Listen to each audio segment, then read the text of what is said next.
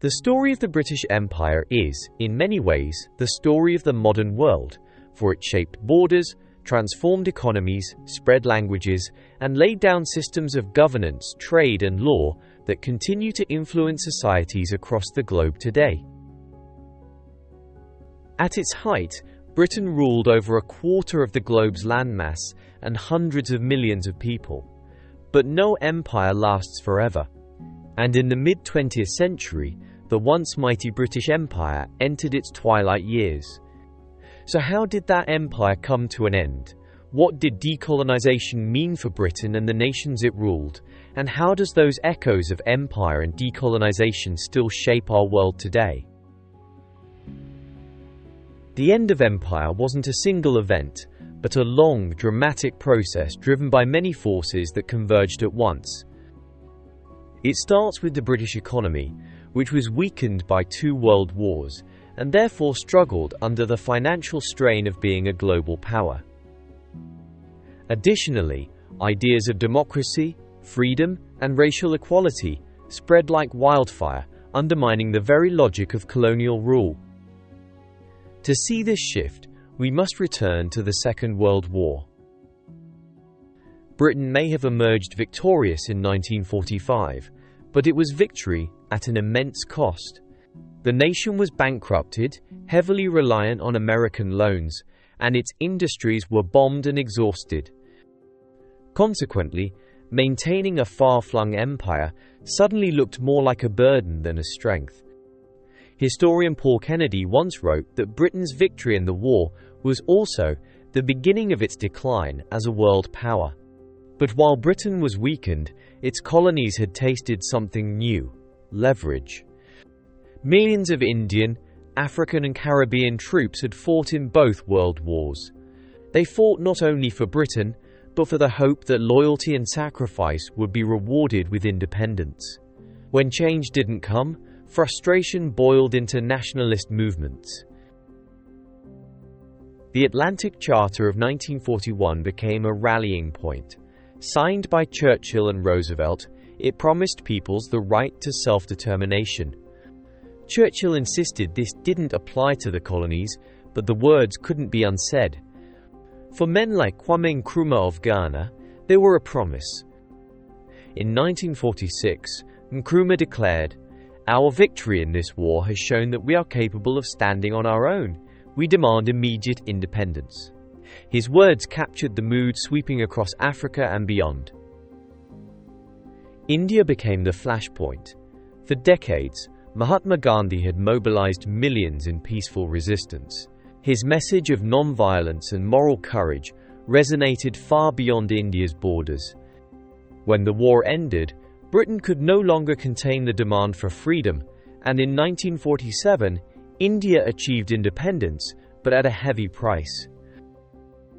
Partition split the land into India and Pakistan, triggering one of the largest migrations in history, with millions displaced and more than 1 million lives lost to violence. It was a moment of triumph, but also of deep tragedy, showing both the hope and the pain of decolonisation.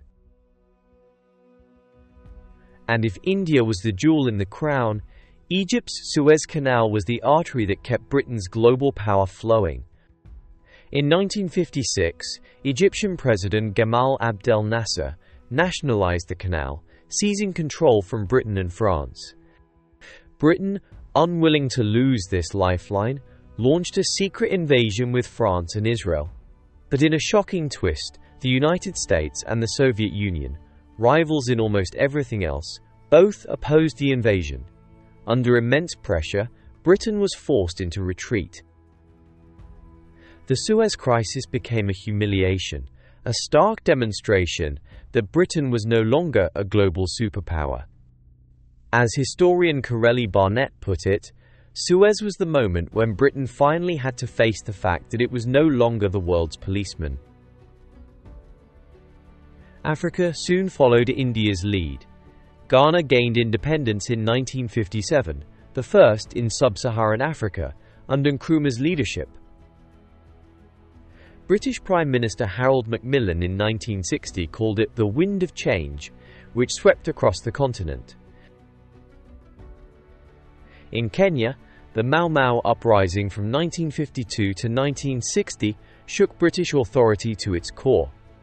Brutal repression and horrific violence marked this conflict, but it ended with independence in 1963. Across Africa, nationalist movements seized momentum, and by the late 1960s, most colonies were free. The Caribbean, too, saw independence movements rise. Jamaica became independent in 1962, Trinidad and Tobago soon after, followed by Barbados, Guyana, and others. The West Indies Federation, a short-lived experiment to unite several islands, collapsed in 1962, but independence remained unstoppable. What accelerated this process wasn't just pressure from within the British colonies, but also the changing world order. After 1945, the United States and the Soviet Union emerged as superpowers. Both had little patience for European empires. The Americans, with their rhetoric of freedom and democracy, pressured Britain to decolonize. The Soviets, with their message of anti-imperialism, supported independence movements as part of their Cold War strategy. At the same time, the creation of the United Nations provided legal and diplomatic backing for colonized peoples demanding self-rule. And there was the economic reality: Britain was deeply in debt. Rebuilding its cities, industries, and welfare state at home left little money to maintain military bases across the globe, and as former colonies gained independence, Britain increasingly recognized that letting go was cheaper, and in many ways inevitable. But decolonization wasn't always smooth. Cyprus endured years of insurgency before independence in 1960. In Rhodesia, today's Zimbabwe, white settlers resisted African majority rule, leading to a long conflict that didn't resolve until 1980. Even in Hong Kong, Britain clung on until 1997, when the territory was handed back to China after 156 years of colonial rule. Each case showed the complexity, the compromises, and the contradictions of the imperial exit. Yet, even as the empire dissolved, something new emerged: the Commonwealth of Nations. This voluntary association of independent states, bound not by conquest but by cooperation, tried to transform Britain's colonial legacy into a global partnership. Today it includes 56 countries and 2.7 billion people, from the world's largest democracies to tiny island nations. While critics question its relevance, supporters argue it remains a forum for shared culture, trade, and human rights. And unlike the empire, in the Commonwealth, all nations are equal. Decolonisation also transformed Britain itself. Waves of migration from the Caribbean, South Asia, and Africa reshaped the country's culture, economy, and identity. The Windrush generation, arriving from the Caribbean from 1948 onwards, brought new energy and traditions, but also faced racism and hardship. Over time, however, they and other immigrant communities became an inseparable part of modern British life. Today's multicultural Britain is one of the most direct legacies of the empire's end. So what do we make of the end of the British Empire? Was it a story of loss and decline, or one of renewal and transformation? For Britain, it meant surrendering its global dominance, but also redefining itself as a modern state. For its former colonies, it meant freedom and self-determination, though often achieved through struggle, sacrifice, and bloodshed. The empire may be gone, but its consequences, political, cultural, and economic, are still with us.